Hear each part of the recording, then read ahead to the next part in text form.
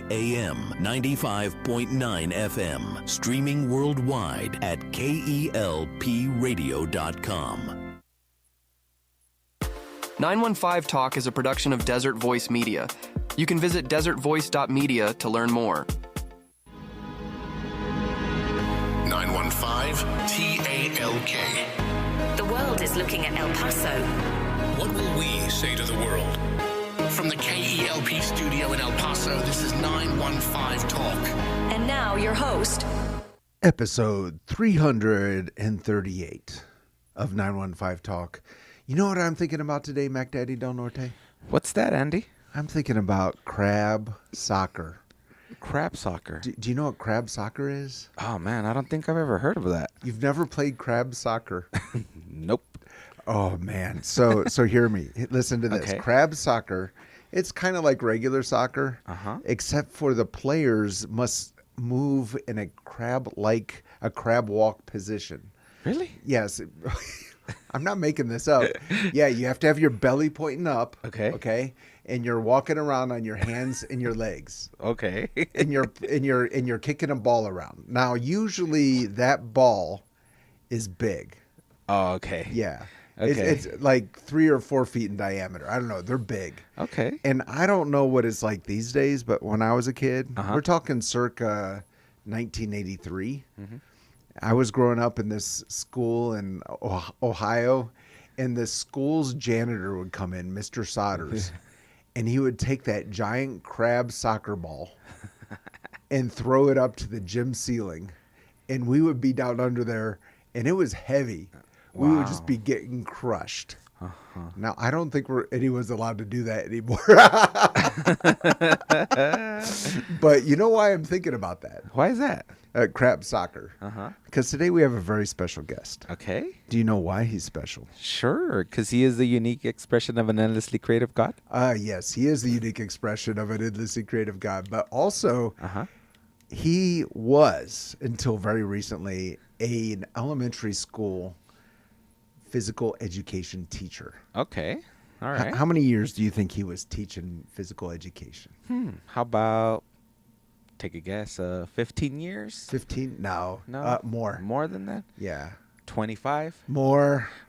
36? Yeah. Way more. Okay, hold on. I'll just tell you. Oh, man. So I think it was a total of 51 years. Wow. Yeah. Wow, that's a long time. Yeah, 51 years and 48 years at one elementary school. Whoa. He did not move around. One elementary school, Douglas Elementary here in El Paso. Nice. For 48 years. He was a physical education teacher for so long that when he retired, the mayor thanked him for retiring. I'm joking, but the mayor did show up. It was a big deal. Wow. It was a really big deal. Wow. And it's cool because he's originally from Yonkers, New York. He's made El Paso his home for many years.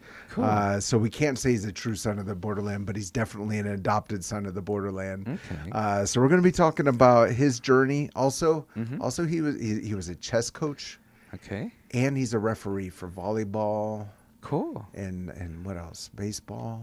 No? Softball. Softball. There we go. Nice. Yeah, there we go. and so we have, I almost forgot to mention. Okay. He's very active in his local church. Oh, okay. Very important. Not just that, he's a pretty big deal. He's an elder. He's a home group leader. Okay. He runs the slides on Sunday. No way. Yeah, he is a Levite. Is he also part of the band?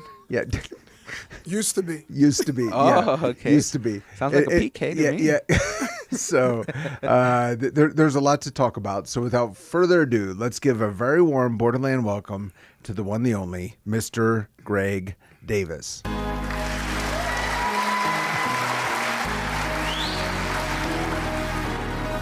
Greg, welcome to 915 Talk. Well, thank you. Thank you very much. This is a unique experience. Yeah, tell me about crab soccer. Is that something we still do in the schools, or are we past that? Yes, we do. Okay. Oh, yes. Yes. Oh, yes. It's the go-to game. When you've got a gym that it's only supposed to hold 200, and you've got 300 in the gym. So so you can understand the dynamics that's going on. So you would sometimes have classes that large? Well, we have, on different grade levels, we have 4 classes, and each class is about 20 kids. So we Okay. got anywhere from 60 to 80 kids, grade level wise, for a PE class for 45 minutes. Okay, so 45 minutes, you got to keep these 60 to 80 kids Yes, engaged. Busy. Engaged positively. So crab soccer is a Crab great soccer is the go-to game, and it kind of levels the playing field. Okay. 'Cause everyone has to be sitting on their backside. Right. The kids, the more athletic kids, are actually up on their hands and feet. Right. And they can actually elevate their feet in such a way they can do a back kick Oh, wow. for my studs. Okay. So everyone's got a level of playing. The ones who can't get out in the middle of the floor and mix it up. So everyone has a job. Right. Okay. So no one gets left out. Right. No, that's super cool. Keeping everyone engaged. Do you still do the parachute thing? Yes, we do. Okay. Tell me about the parachute. What are we doing? Well, Because when my I- Daddy Del Norte, a lot when of I times he'll tell me first about started here the parachute. in El Paso, we had a parachute activity. The parachute was the actual paratrooper's parachute. Oh. It wasn't a multicolor thing. We actually had the Army would, And the kids were actually jumping out of the airplanes? no. Too many bounces going on. No, but it was the actual Army green parachute. Okay. We had, and it was massive. So you could take a whole class and put it around a parachute. Then I guess some companies got smart and started creating them with multicolors and Right. different sizes. Yeah. 12-foot, 25-foot, 60-foot. Okay. Parachutes. And how does sitting under a parachute really affect a child's physical fitness? Well, it's the whole idea is cooperation. Okay. You want the entire group to cooperate in order to facilitate a task. Okay. For example, if we put the ball in the middle, how do we figure out how to get this ball to touch the ceiling? And that's all I ask them to do. Oh, so it's problem solving. Problem solve them, yes. Okay. So now that's where some of your frustrating people, athletes, now they become leaders. Well, so how can you get the entire group to do what you want to do? What do we have to do? So And what grade level are we talking? Well, we could start. It's all grade levels. Okay. Because kinder will just shake it, and we put little balls in, it becomes popcorn. Okay. And the whole idea is to shake them all out, and then we'll throw them back in, and we'll shake them all out again. And as we rise in the level, 4th grade, 5th grade, 3rd grade, and so forth, now we add in the task for You the got to group. get a medicine ball to hit the ceiling. Well, the medicine ball, we've got what we call earth balls. Earth balls. Okay, it has a bladder, and right. it has a canvas on the outside, and they come in various sizes, even to the point one of them will even stand about 6 feet tall. Oh, wow. So you get that. Yeah. That was also our crab soccer ball too. Okay. I thought they would have banned crab soccer by now. No, we that was introduced to me Okay. when I got here to El Paso in '78. Okay. So the kids said, "Can we play crab soccer?" And I figured out what. And when they showed me, I said, "Yeah," because then I was young enough I could play with them, Right. So it was a fun game. It's a great activity to get many people on different levels, Right. responsive to each other and working things out. Right. So you had to move all the way from Yonkers. With that in mind, what was your journey? Because that is unusual, at least in my mind, to hear about a school teacher, an elementary school phys ed teacher, making a move across even state lines. Yes. Particularly that far. What brought you to the borderland? Well, it was a blessing. It was a God blessing all the way through. I graduated '75 from Manhattan College. It was on the East Coast, so New York, Connecticut, New Jersey, the metropolitan area had a hiring freeze. As a matter of fact, they laid off half the teaching force in '75 Okay. because they were unionized. And by rule and by law, anyone that you laid off had first opportunity to come back. Okay. But they were even predicting that it was a 10-year waiting list Whoa. just to get into the teaching profession. So you're a young teacher. You've completed your college degree. You're expecting to have maybe not the highest paying job in the world, but something stable, and that's pulled out from under you. Right. So I spent all my money teaching in parochial schools and subbing, but you spend your money to get to the work. So you really didn't have, much of a savings. Right. Until, one day through a series of events, I had the opportunity that people who were there on the East Coast were moving out west. Okay. Central areas. Go west, young man. Go west, young man. So someone was there from El Paso, and I didn't believe that El Paso existed because nobody names a place El Paso. It sounded like something that, I don't know if you remember Johnny Carson. I didn't know him personally, but I know who he is. That he would make up that word, because as part of a game. So I really actually got an atlas out and looked it up. Okay. And it says, okay, it exists.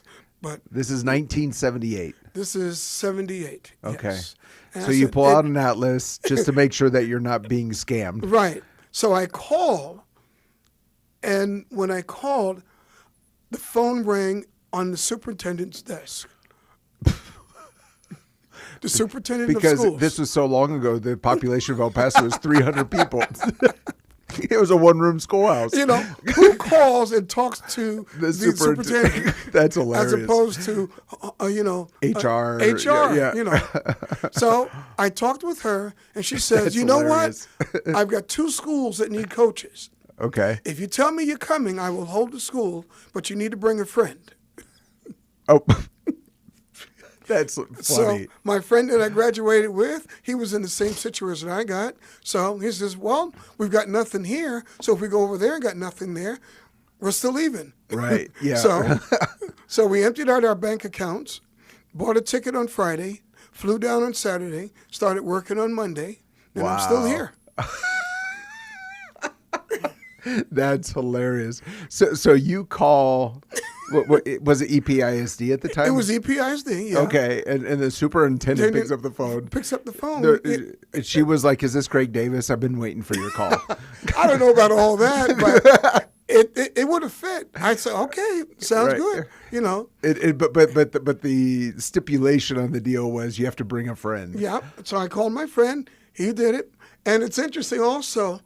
When I was packing my bags and getting ready to go to the airport, my dad is going to work. He goes, "Where you going?" I said, "I got a job." "Oh, okay. Where at?" "Texas." "What?" Oh, he didn't know. He didn't know till that morning till I was with my bags going out the door. People were very concerned. My that grandmother you had was lost very your concerned marbles. that I lost my marbles. Yeah. And, being Afro-American and being, part of the history of this country, my friends were very concerned about me going to Texas. Oh. So they were very serious. He goes, "Of all places, why would you want to go to Texas?" I said, Yeah. "It's a job. Right. I can work. I Yeah. can eat." Yeah. And so forth. So they were very concerned. And my grandmother, she was 70 at the time, so she lived through some things. So she goes, "Boy, I'll be praying for you." They were sending you off to war. Basically. Yeah, wow. And I got here, and I got at Douglas Elementary School. My friend took the other school because it had an intramural program, so it was extra money for him because he had his vehicle for gas and stuff like that. And so, here it comes. Okay, so there was concern about coming to Texas. So I'm sure you had a little bit of nervousness. Yeah, well, I was so excited about coming that I didn't even think about, Any kind of potential problem. potential problems and whatnot. You were early 20s at the time. I was 25. Okay, 25. 24. Okay. 24, somewhere around there. Yeah, okay. All right, so what was your first impression of El Paso? Hot. Yeah. You're coming from 5-hour trip on an air-conditioned plane, and I step out into 115 degrees. And I said, so the next airport would have been hell or something? Yeah. Well, when we flew in. You'd never experienced anything like that. No, Yeah. not at all. Yeah. When we flew in, I saw the Green Mountain. So I kind of felt at peace. There's green. Until I finally got up close and realized it's only scrub bushes. Those aren't trees, Greg. Those are cactus and, sage bushes and so forth. Everything. Right. So, okay, cultural shock. That's on the physical. The other cultural shock was realizing that God's people come in all shapes and sizes, and everybody who is blonde hair and blue-eyed does not speak English. Oh. I'm downtown getting ready to get on the bus to get to my school. I asked this young lady to come by, directions. She goes, ¿Qué dijo? And I said, well, what's wrong with you? So when I finally get to school, I talked to my coworker, and I said, I had the strangest experience. I was talking to this lady downtown, and she didn't understand me. What's up with that? She goes, you're living in a Spanish community. Right. And so just because they have blonde hair and blue eyes don't mean a thing. Right. Because just like us, we come in all shapes, sizes, and colors. That's it. So that was number 2 cultural shock. Right. So I had to adapt. Right. No, that's a super fun story, and you think of this 20-something school teacher from Yonkers and jumping on this plane. Your family's very concerned, and here you come, and I guess it hadn't even crossed your mind that you're going to be on the border. No. That it's a totally different culture. Right. Probably coming to Texas, you were not expecting even the Hispanic. No, not at all. You knew nothing about it. No. I just came. Well, it was a different time because now we can all look it up on the internet. You pulled out an atlas just to make sure it was a dot on the map, yeah, exactly. and that was everything you knew. Exactly. Super fun. If you're just joining us, we're with Greg Davis. He's recently retired, but he was at Douglas Elementary School for 48 years as a PE teacher. We have a lot more to unpack, but I love hearing these stories because we learn more about who we are as a community. Yes, we do. We do need to take a break. Before we go into the break, this is your daily reminder that 915 Talk is a production of Desert Voice Media. We want to be a voice in the desert, preparing the way of the Lord. So we appreciate each and every one of you who joins us on these weekday afternoons as we learn to love our city, love our neighbors, and give God all the glory. You can go to our website, desertvoice.media, to listen to this or any previous 915 Talk conversation. We're going to go into a break. Do not touch that dial. We'll be right back. Don't touch that dial. 915 Talk is listener supported and is a production of Desert Voice Media. That's right.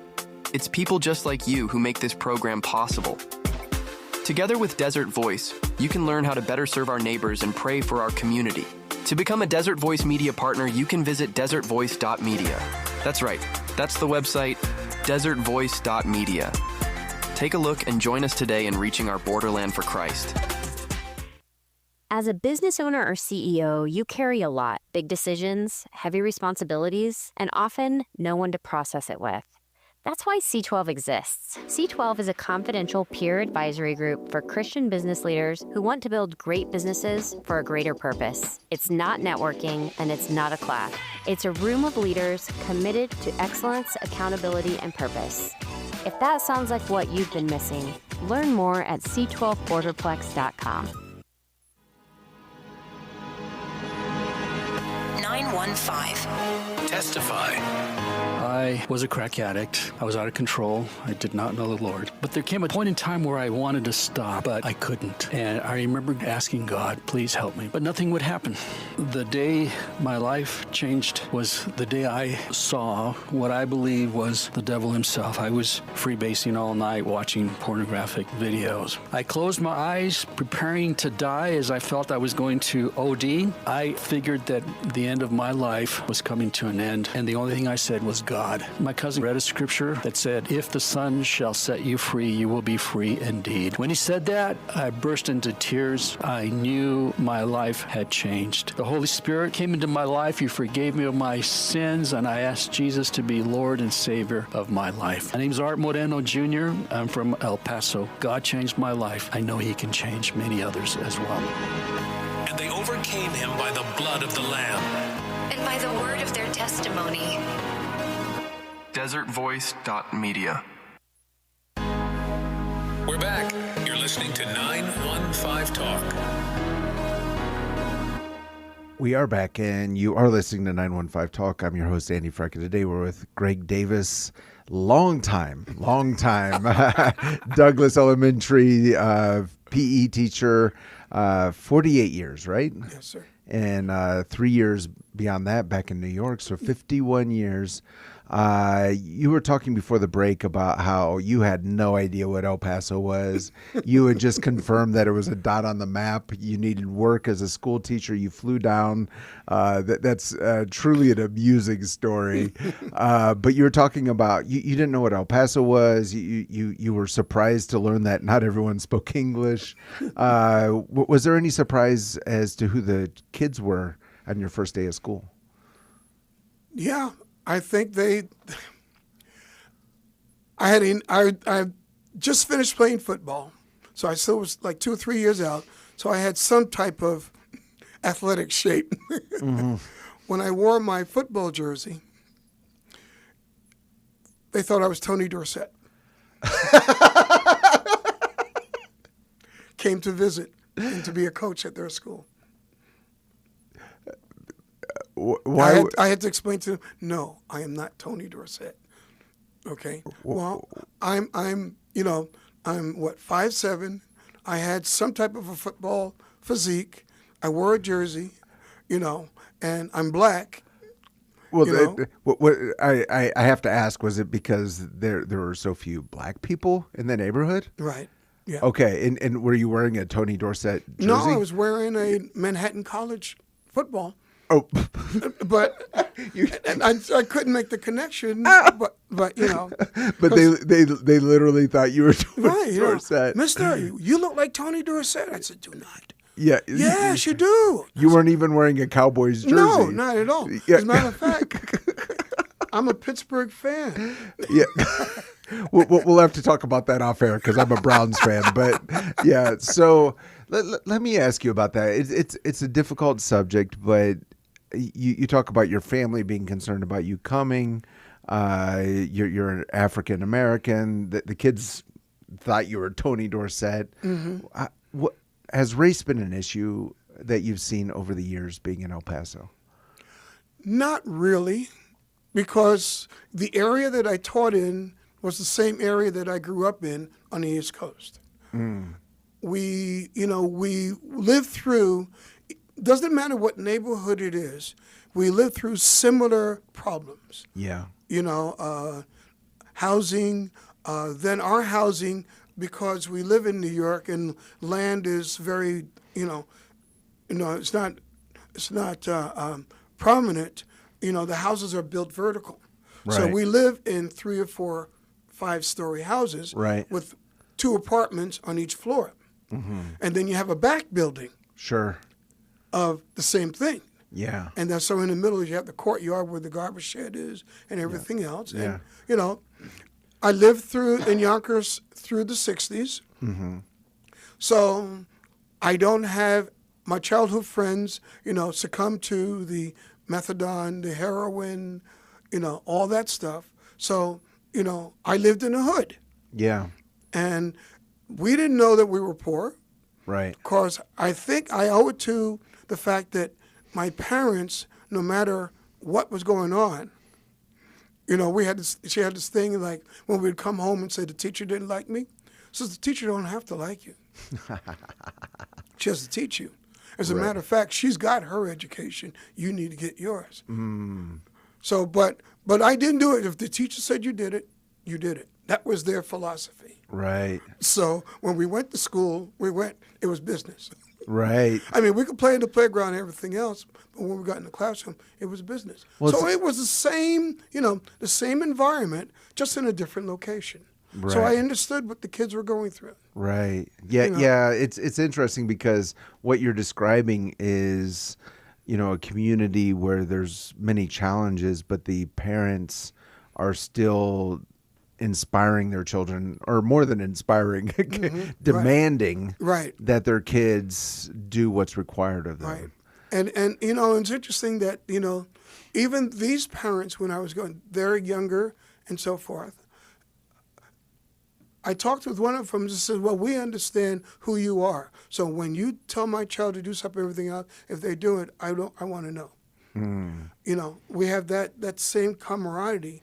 And it's interesting that how the parents in that community trust the teachers. I don't know how, when they came through, I think it was a different era they came through, that they trust their teachers. Yeah. I trusted my teacher because she got me to where I was here. I trust you. So here's my child, please teach him. Sure. Yeah. And nowadays it's a little bit different. Yeah, I do want to talk about that. How has the dynamic changed over 48 years? It's interesting. You're not a teacher anymore, so you can say what you think. It's interesting that, you still have that same, mindset, but it's more or less, my child is this, my child is that. He said he didn't do it, and you said he didn't do it, so forth, and everything. Well, the joke I have, I don't know if it's funny, is when I was growing up, if I got in trouble at school, when I got home, I get in trouble again. No, we begged the teachers. Says, whatever you got for us, we'll take it. Whether it be a drowning, a hanging, or a SWAT, whatever it is, we'll take it. Just don't tell my parents. Right.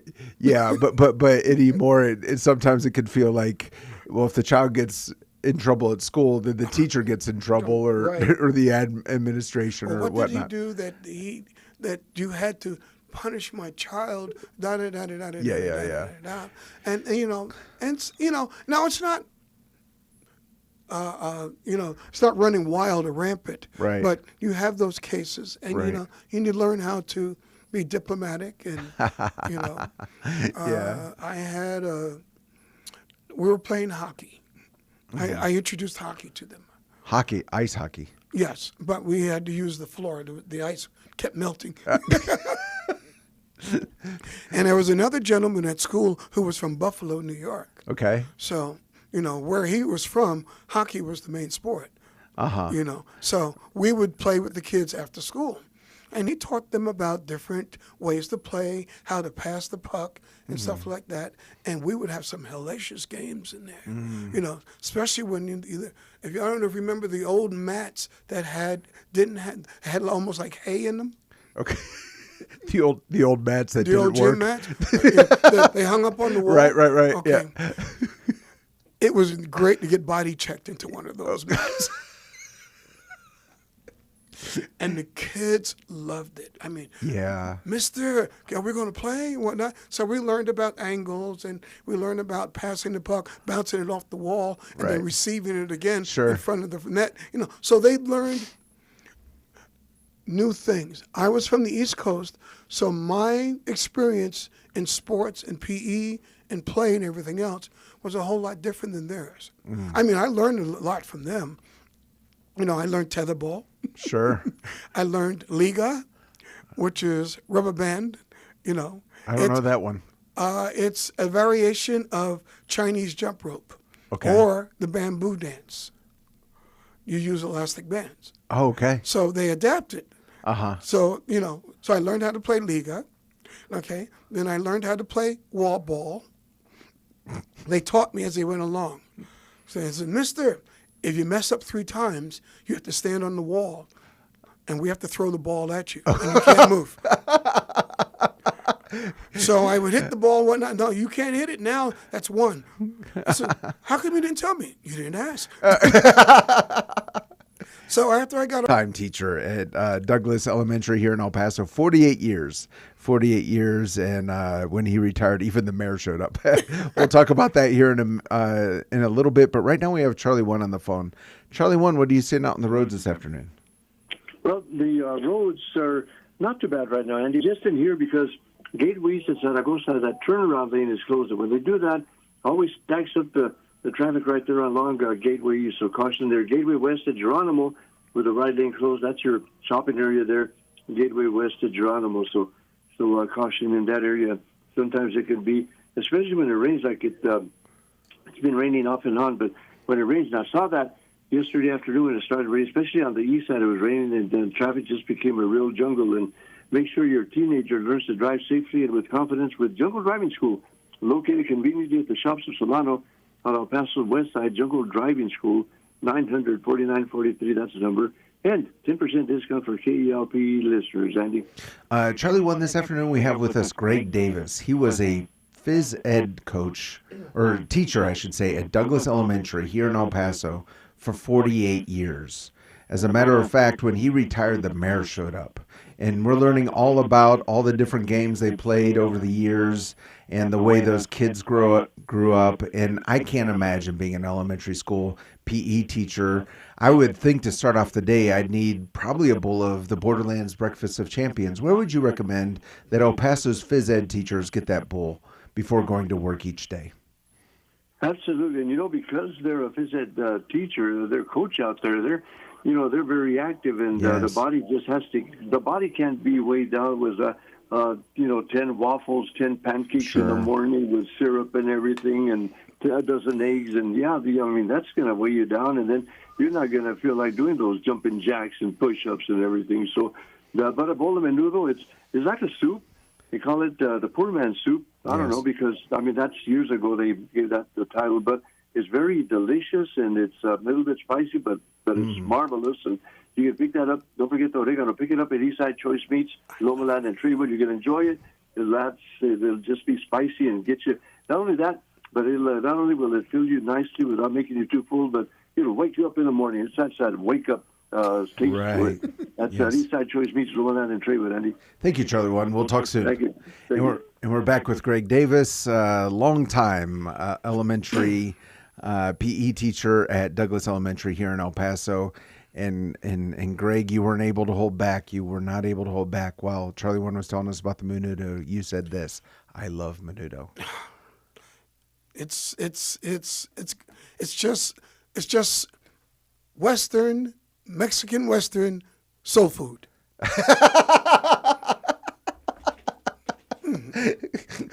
Because what it is a bowl of chitlins. Depending on which side of the Mississippi you're on. Right. It's chitlins for border folk. Border folk. Yeah. So you enjoy the menudo. Yes. Yes. I can't imagine, 78, you didn't even know El Paso existed. You move here from Yonkers. The food must have blown your mind. Yes. Yeah. It's different. Yeah. I know it's spicy and everything else. As a matter of fact, I was eating lunch at school one day, and they had the teacher's dining room set up, and they had the condiments out. And so they had the ketchup and the mustard and what I thought was a bowl of relish. Right. Okay, you see where this is going, right? Yes, I do. So we had hot dogs that day, and I laid it down and laid it down. You got some relish. Yes. So when I took a bite into Some El Paso relish. Some El Paso relish and whatnot. And the assistant principal at the time he was a character. He loved to joke around. He goes, if you eat that bowl of relish, by the time you finish that bowl, you'll be able to speak Spanish. And I looked at him and, nah. But then the heat kicked in. Right. I said, oh, man, what's wrong with this? This is not relish. The relish has gone bad. So he told me, he says, this is jalapeno. Yeah. Jalo what? So, my whole experience of being in El Paso is learning something new about the community. Right. And then applying that, to my life and where I can be where I can fit in a positive way. You know, so the whole experience, just being there at the school, has been an absolute blessing. Right. The administrators that were there over the time, you know, were excellent. Yeah, You know? and it's amazing. You know, you go to a city, and even if it wasn't where you imagined living your life, if you apply yourself, like you're saying, the difference you can make. And I think you're the first person to come on this program. They named a day after you. That was in February. Yeah. So tell us about that. I thought I was in trouble. I knew. I there think was if you've been there 50 years, you don't get in trouble anymore. Well, you know, I have a tendency many times, you know, with what directives come down to. Sometimes I push the envelope. It's okay. You're retired now. You Yeah, can say okay. what you think. Sometimes I would push the envelope, and one administrator says, you know, your coach, you're the type of person I can tell no, but you will find a way for a yes. He says, I admire that, and you stay within the envelope. I said, Right. Okay, well, that's what I need to do. Right. I thought I was in trouble that day. I knew there was going to be an assembly in the afternoon, so I thought some other dignitaries coming in, because I saw the kids, you know, marching towards it, and I'm out on the blacktop. One of the secretaries comes out and tells me, Coach, the principal needs to see you. And we'll have somebody else just cover your class for right now. And so I follow them. I'm thinking in my mind, okay, What did I do? what did I do? How did I get outside the envelope? Yes, I'm thinking all this going on and whatnot. And so when I get there, I come around the corner, and the Bowie drum line is playing. The Bowie drum line's there. Bowie drum line is there. The mayor is standing over on the right. And people are applauding. So I'm trying to figure out, okay, evidently I wasn't supposed to come around here. Somebody else, I looked behind me to see who was back there. And the librarian said, it's you. We're celebrating you. And I said, what did I do? So they take me to the library. You're like, I must really be in trouble. The drums are playing. They're marching me through. You know, so I get in the library, and it's, my principal is outstanding. You know, I had to give her the accolades. She's outstanding. She does things for people and her staff and whatnot that I think I can say that no other principal would do. You know, she's into the community. She's into the teachers succeeding, and anything that they need, she will bend over backwards to get.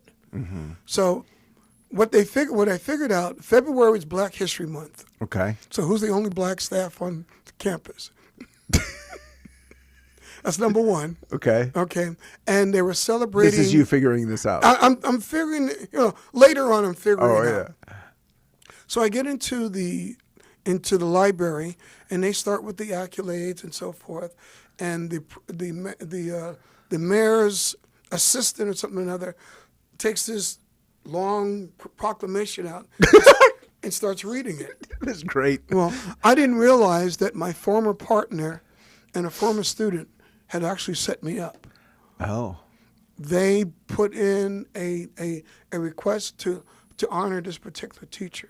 Because when I was at dinner with my former partner and student and whatnot, they kept asking me these questions, like you are. How did you get here? What made you came here? All of this, you know, and everything else. Well, all of that was in the proclamation.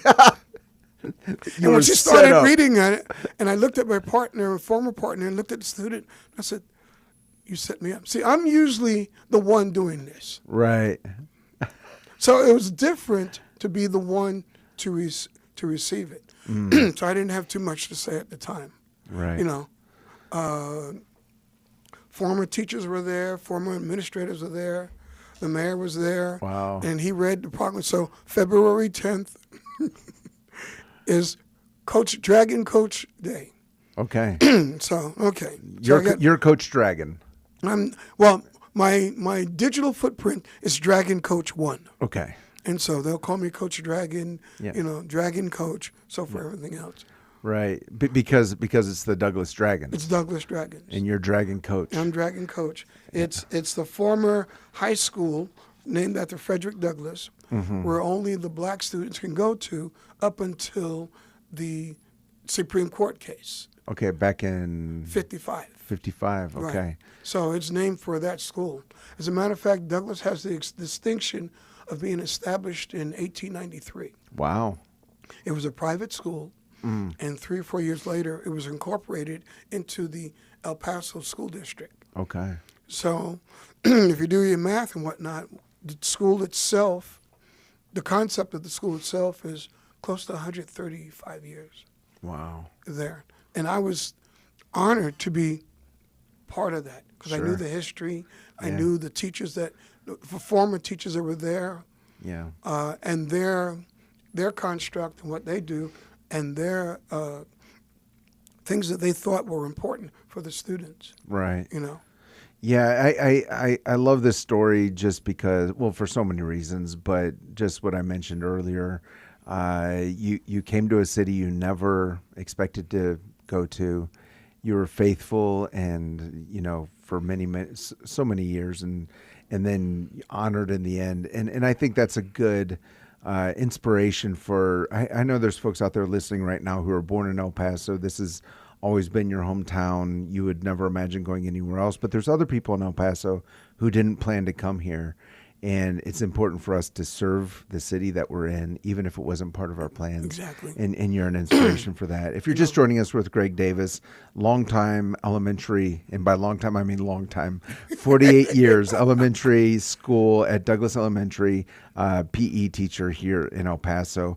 We do need to go into a break.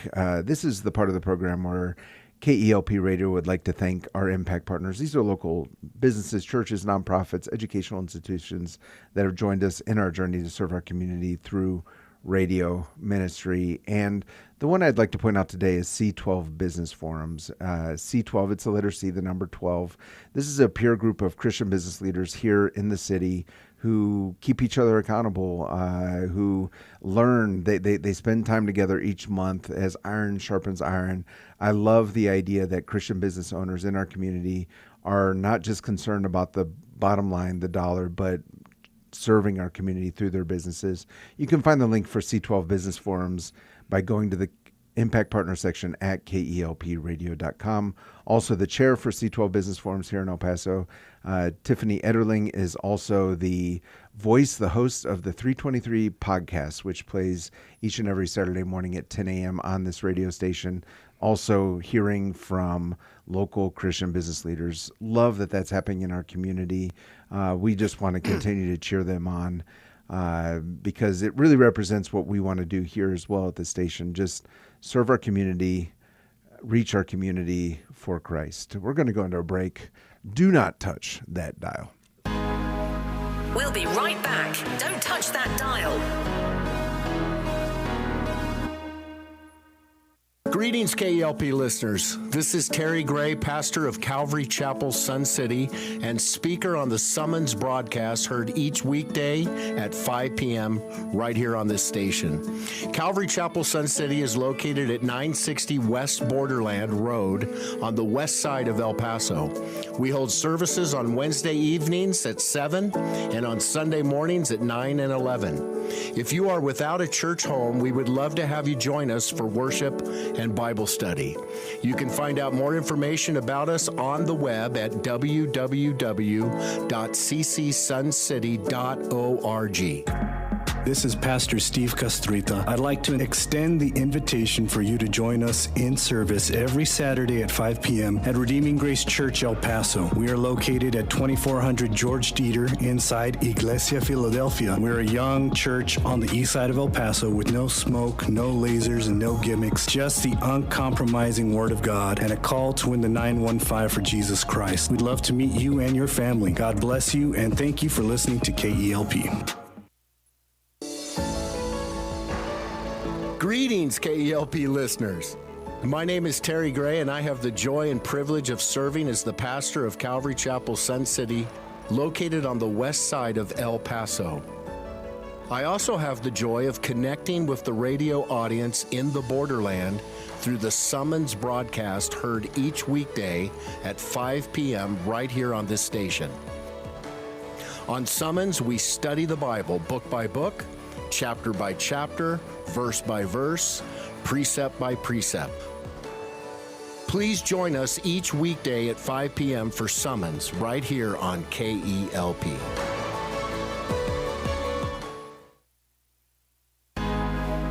We're back. You're listening to 915 Talk.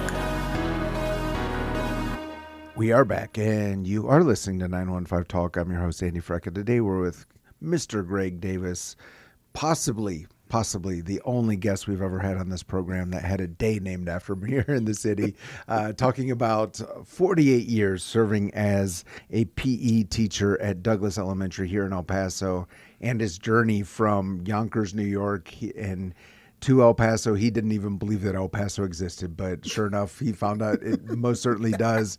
All these stories from over the years, playing all these different games with these kids, really teaching them not just about sports, but about life.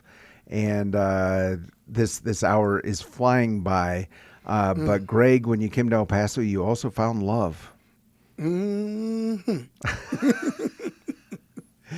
Like I said, the whole journey coming from Yonkers to El Paso has been a God blessing.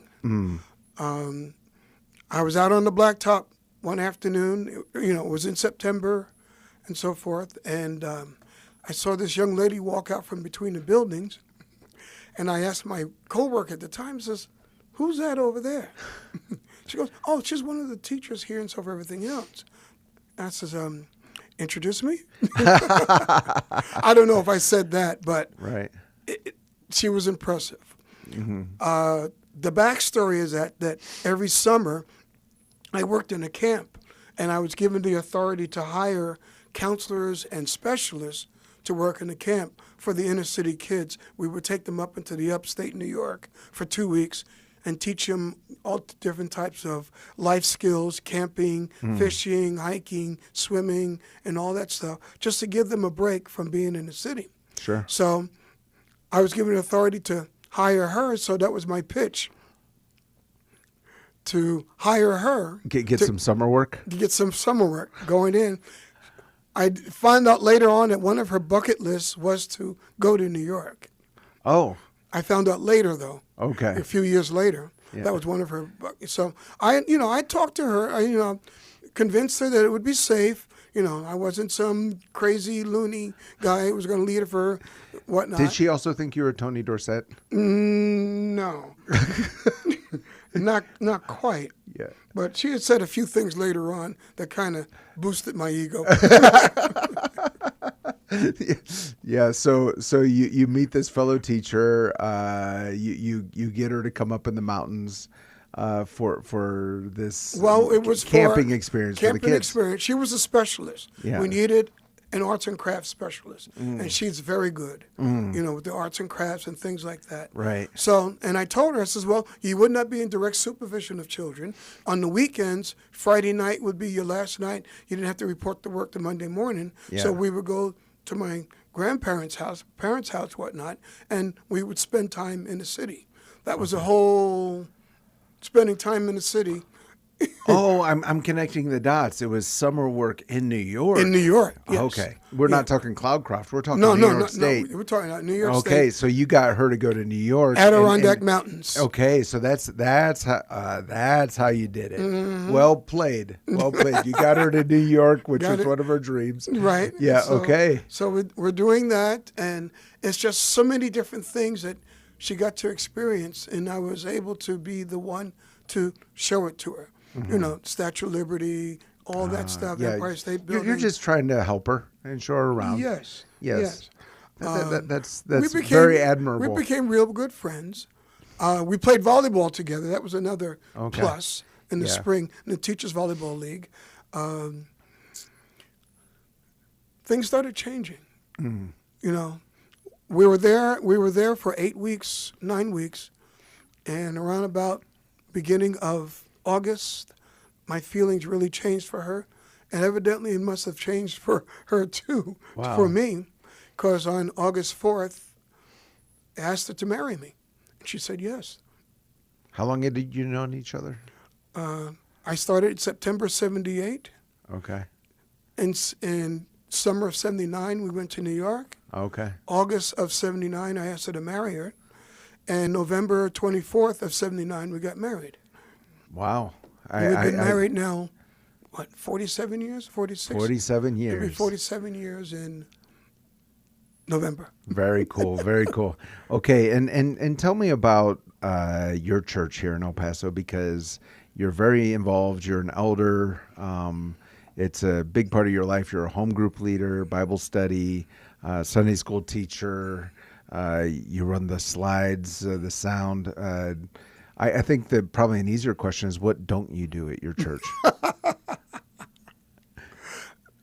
Usher at the door. Oh, usher at the door. That's where coming. you draw the line. That's coming. Oh, that's coming. That's coming. I see it coming. Right. But we have always been raised in the church. From the time that we could, walk and talk, we were always there. I tell a little story about my parents believed in drugs, that every time the church door was open, they drug us to church. And so Monday night, Wednesday night, Friday night, Saturday afternoon, Sunday all day was church. From 9 o'clock in the morning to 8:30 at night till you got home. Right. We were in church. Right. So it's always been there. So being here in El Paso, I needed a church home. My grandmother told me, "Have you found a church yet?" Yeah. I said, "No, not yet." There was a teacher, or the cafeteria manager, who was a African American woman, was kind of prepping me for her daughter. Oh. Because I would go in at lunchtime. That's when the cooks actually cooked the food. Oh. Yeah. It was a different time. It wasn't shipped in. Right. And then heated. This is when they cooked the food. Wow. So the mashed potatoes were mashed potatoes. And I think it was a requirement that all the cooks had to be a grandmother. Because only grandmothers know how to cook like that. Right. So that's one difference you saw over the years, was the cafeteria food. Yes. Okay. It was good. We don't need to go too far down that. But Right. Well, why not? Well, push come to shove and so forth. When I finally asked Joanne to marry me and whatnot, we came home, and then that's another whole hour's worth of story. Because we're dealing now with a mixed marriage. Okay. Right. Two different Christian outlooks. One, Roman Catholicism, and Pentecostal. So we've got to figure out. Got to meet somewhere in the middle. Got to meet somewhere in the middle. We had a dinner at the house, and one of the Franciscan priests was there, invited them. Long story short, his bottom line was, he says, you two, you love each other, but you need to be unified. Yeah. And he says, what you need to do, you need to leave your church, and both of you find a place where you can worship together. Right. And that was Park Hills through the sports program. Okay, so you went to Park Hills Christian Church, and you heard about it because of the sports program. Sports program. That was back when churches had sports programs. Yes. I think probably some still do, but not like it used to be. Yeah, not like it used to be. It was the C group of the recreational construct that they had for sports. The C group. Yeah, we were the C group, the church group. So I was like all the churches got together. Division 3 is what C group sounds like. Right. and we played. It was basketball, softball, volleyball. Okay. And just a lot of things just fell into place. Learning about new people, going here, teaching here, and it was just, the journey has been phenomenal. The things that I learned at Park Hills was that we needed to go here, and we were just being led to go here. Yeah. It was an older group. There was some kickback about a mixed couple coming into this particular church. Oh, so at the time it was. Well, it was older couple. The youngest people were like 60.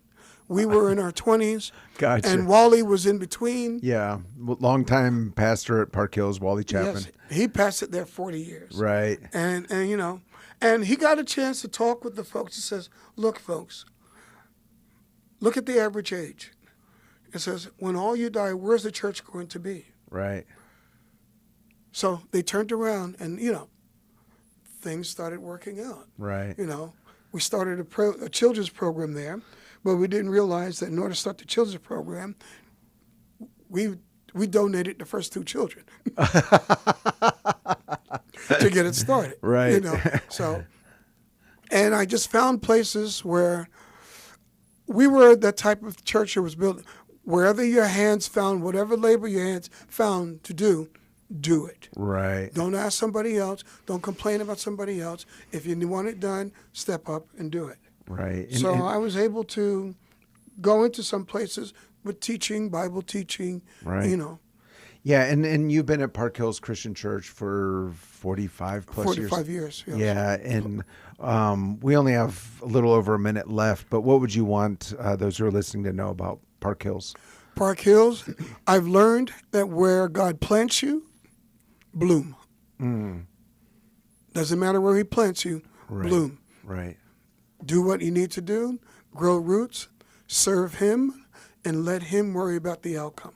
Right. Okay, so that's what we've been doing the whole time. So, I was in the worship group. I was in the choir, taught this one, taught the little ones, taught VBS for about 20 years.